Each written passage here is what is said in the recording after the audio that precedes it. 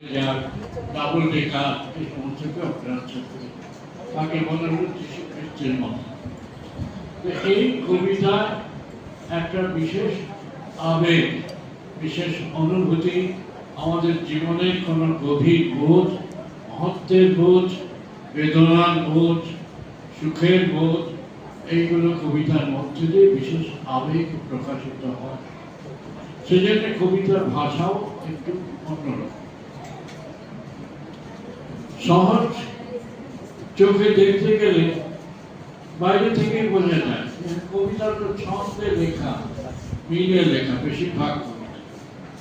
পৃথিবীর অনেক ভাষায় ছন্দ সবসময় থাকে না, যেমন চীনা কবিতায় ছন্দ থাকে না, জাপানি কবিতায় ছন্দটা ওরা করে না, কিন্তু পুরনো গ্রিক কবিতায়, লাতিন কবিতায়, সংস্কৃত কবিতায় ছন্দ ছিল।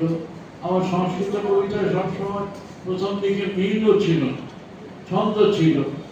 কালিদাসের মেঘদূতে ছন্দ আছে, মন্দারকান্ত ছন্দ, যেমন সে মন্দারকান্ত ছন্দে